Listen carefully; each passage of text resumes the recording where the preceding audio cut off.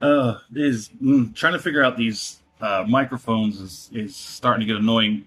Not necessarily like it's just where I'm putting them, and never mind. Hello and welcome to Mr. Randy's Wine and Spirits. I'm Mr. Randy, and today we're doing a full review episode. If you're new to the channel, things happen. They don't always. It's not always smooth sailing. Sometimes we stumble quite a bit. All my returning viewers, you know how we do. So let's do it to it, shall we? Today's full review episode is going to be of the early times, the Blue Cap. I've had the Blue Cap before. This review is part of the Revisited series. So in my Revisited series, what I'm doing is I'm going back and looking at some of my older videos that I started off with back in 2005 when I first started the channel. Decided to go back and look at these older videos and look at these bottles that I've tried, and it did. I keep forgetting.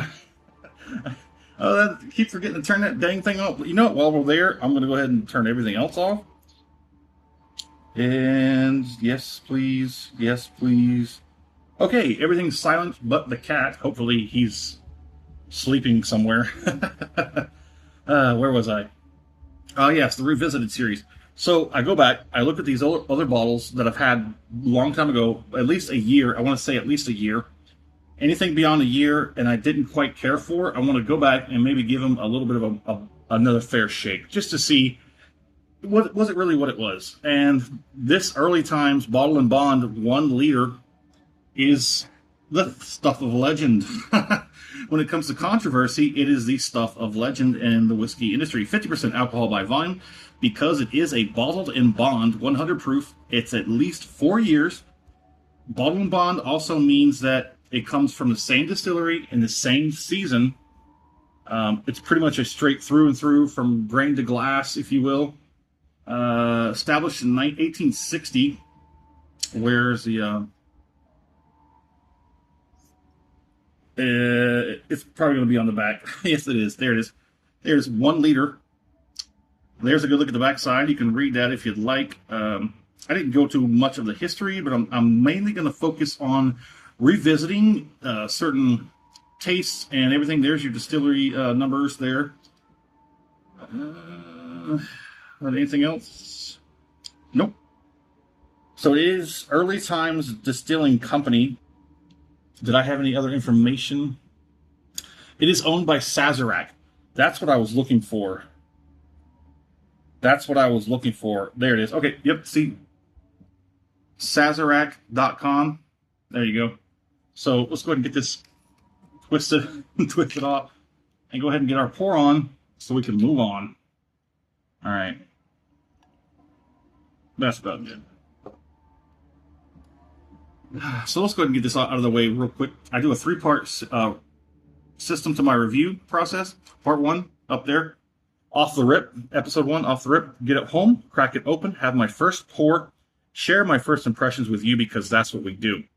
Part 2, full review time. We drink it down halfway, we put the cap back on it, put it on the shelf, let it sit for a week and a half. Most whiskeys, week and a half. Other libations will vary, of course. But today, whiskey. We let it sit on the shelf and let it off gas, let it mellow out. I go online. I'll find as much as I can, come back sometimes with next to nothing. And I will score it. I will continue to drink it because part 3, final pour episode, thusly named, we'll have the final pour in the glass, compare it to the first pour off the rip, and everything in between. And also, while we're at it, we're going to go ahead and knock this other thing out of the way. So we'll break out Mr. Randy's handy dandy whiskey color scale. We've had the windows open and it's been really raining. It's been raining like crazy. I've never seen this much rain outside of like Florida. I have to keep looking over my shoulder out the window to make sure the rain's not coming in the windows and whatnot. But this thing, it has absorbed a lot of moisture and it just feels like it's time to get replaced. And then I'm going to get it laminated. I'm going to get a really good scale and laminate it. Oh, I forgot to do the thing. Right. This is lighter than the, what was that last one I did? What was the last Revisited I did? Larceny. Yeah, the Larceny. This is lighter than the Larceny. I'm going to say What do you think? I think it's not dark enough as a copper, but I think it's pretty much spot on with the burnt amber. So we'll let it be burnt amber. Moving on to the nose.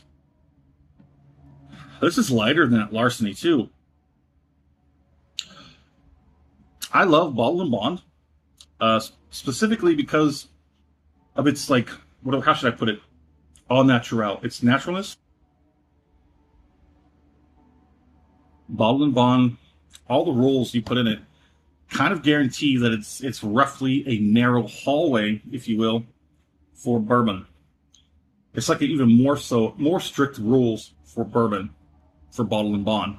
It's U.S. bonded, so the United States government regulates it in order for it to be able to say it's Bottle and Bond, and that's how you know what you're getting. It's because it's got that Bottle and Bond on there.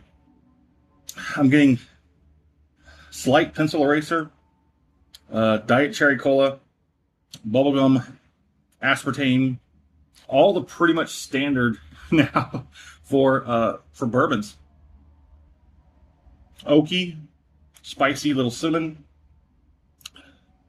It's pretty good. Now, I remember not liking this very much at all when I first did it well over a year ago.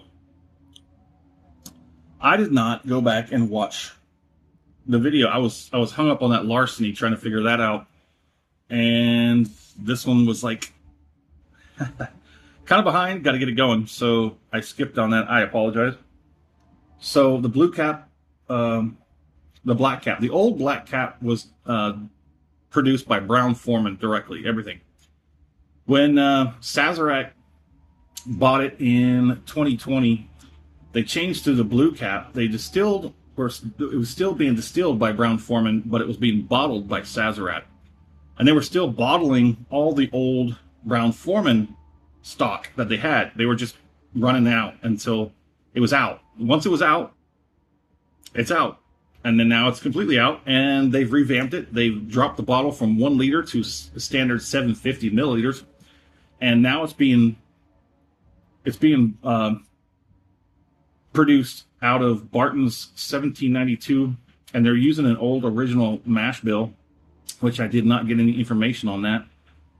They started in 1945, and then it was #1 best-selling whiskey in America by 1953. I paid $20.54 out the door. I honestly don't remember. I probably told you where I got it from in the off the rip video, and it is 100 proof, so it's $20.54 out the door. I think I bought it either at Specs or Twins. I don't think no. Where did I get this? No, I don't think it was Total Wine. It had to be Specs. But we're moving on. On the nose, yeah, we did the nose. Slight brown sugar. I don't get candy corn. Let's get on the palate. We're moving on.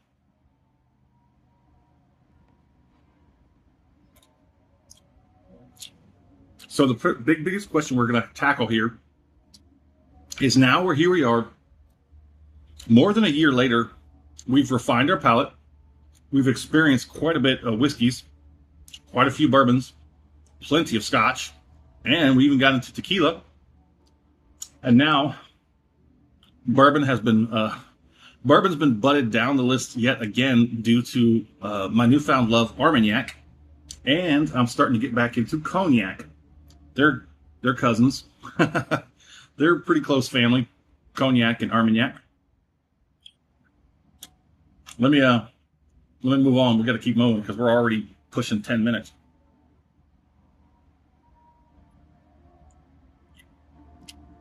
So I do an initial palating, sort of an adjustment, if you will, just to sort of get that first part out of the way. I work it out. Then we take that second palating, which a bit of more of a true. Look at that. That's pretty good. Those lines separate pretty quickly. Look at that, how that just beads down like that. I will say that I have changed my mind about it, but now here's the thing. I got to go out there and find the 750, right? I got to. I have to. I have to go find a 750 milliliter of Early Times Bottle and Bond, the newer stuff. From what I understand, it's the same. It's the same recipe. It's the same mash bill, same distillation process. Everything that's in this bottle will be the same in the 750, as I understand it. If you understand it differently, let me know in the comment section. But also understand, I need a source. Where did you hear it from? And I don't need to hear it from a friend of a friend of a friend or a friend. I need to hear it from somebody in the industry who can back it up. You know what I'm saying? So on the palate, I get some dark oak, deep oak, caramel, maybe some dark cherry.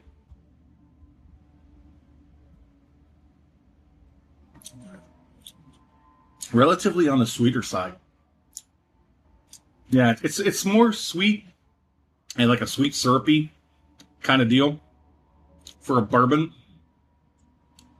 It's actually not bad. I know I'm gonna be ranking this one a lot better than the first bottle I had, but I feel like it's a pretty good bottle and bond bourbon whiskey. If you liked the video, go and give me that thumbs up button. If you have not subscribed to the channel as of yet, please do so while you're there. That way you can get all these videos released to you as soon as possible, as soon as I release them. Yes, I've slowed down because a few of my my new subscribers that have come in and they watching the videos, they're kind of getting lost in what I'm saying, but I also don't want the videos to run 20 minutes. So I got to find a nice little sweet spot, and it's kind of juicy. It's like really salivating. It's got some warmth in the back. No, it's heat. It's definitely a 3. I've recalibrated everything, so now it's a 3. There's a certain way when it gets right there in the middle. It's not like breathing fire, not like swallowing a hot coal, but it is got some presence. That heat in the background has presence, and it's going to linger. But I got to move on. Next in line, I'd say jowls, then cheeks. Nothing on the gums as of yet, but that might change here in this finish. So I'm going to do a Kentucky Chew for my finish, and I will take it in. I will try and leave out as much air as possible, and then I will just slowly roll it across the tongue, back and forth, side to side, to and fro, get every little nook and cranny, and at a certain point, the temperature of the whiskey will acclimate itself and balance itself to my body temperature, and you will notice it. You will notice it. If you've ever done it, you'll know. If you haven't, try it. Do exactly as I said. No air. Don't swish it like mouthwash. Very gently, just roll it back and forth until you feel it. It's unmistakable. It will change, almost like flipping a switch. You'll change it. That's when you swallow it. Do not breathe in directly through your mouth immediately after. Give your mouth and palate some time to sort of relax, or you're going to be like, let's go ahead and do it.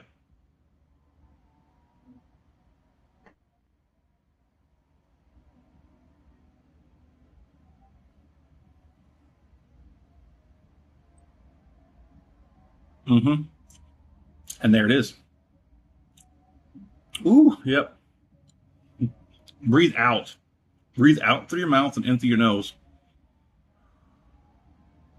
If you find that these higher proof, then this is not really high proof compared to some of the whiskeys we've had recently, right? The 131, the 117.76, the one, what was the other one? The 118, and oof, man, high proofers.